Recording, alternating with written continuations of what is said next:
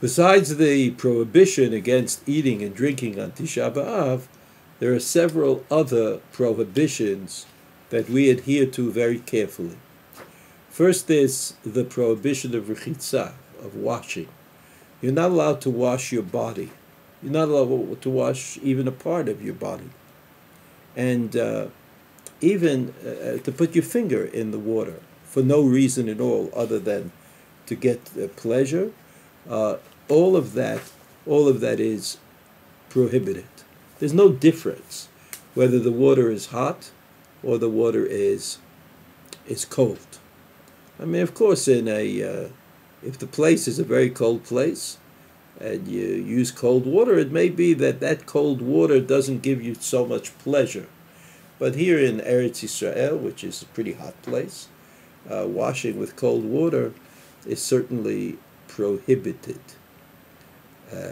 Naturally, we're talking about rechitza litzorech ta'anug. I wash in order that I should have the pleasure of washing. Like sometimes, you just feel tired, unhappy. You throw some cold water on your face, you feel better. That's called l'shem ta'anug.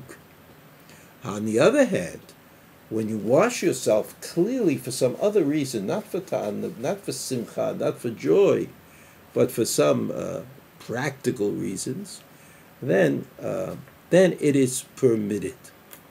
Then it is permitted. For example, if your hands are dirty, you stuck them into a place where there was tar or schmutz of one kind or another, somebody changed a diaper on a baby and got a little bit dirty, then you can clean your hand with water, but you should try only to wash the place where the dirt happens to be found.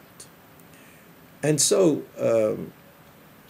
because of that, people who are preparing food, I mean the men or the women, if they're preparing food, say for after Tisha B'Av, they can wash the meat, they can wash the vegetables and other things they're going to eat before they are cooked.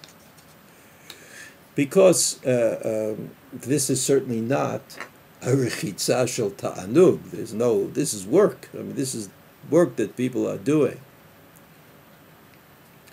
And as a result, there's some kind of a shaila. What about washing dishes, dirty dishes? I mean, if there are people in the house who are eating on Tisha B'Av, either small children or old people or sick people, can you wash the dishes? And so, after all, you don't have to do it, and it's not really letzorech ta'anug. Maybe you should wait until, if there's no emergency, you could wait until after Chatzot, after the middle of the day on Tisha B'Av. And so then, the question is, do you really need them? If you really need them, maybe yes. If you don't really need them so quickly, then you could wait until after Tisha B'Av, after the night, when the night after Tisha B'Av comes.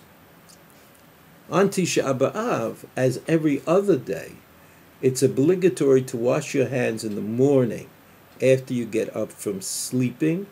This is like, from that point of view, it's a regular day. We wash 3 times on each hand, and with a kli, with a vessel. We use a vessel to pour the water.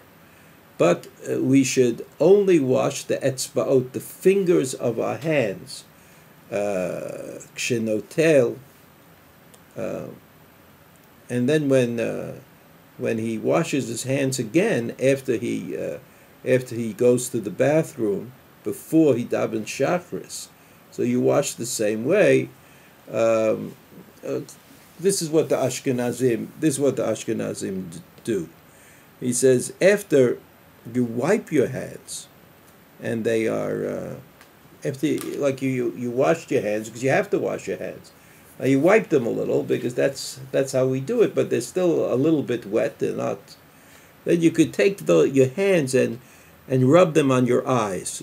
Sometimes your eyes are they need a little bit of a wash, so you could do that You do that in your eyes because sometimes you can't see unless you do that, and it's possible to wash your fingers and your eyes in that way, even though it's prohibited to wash your eyes on Tisha B'Av, but you can do it in the way that I just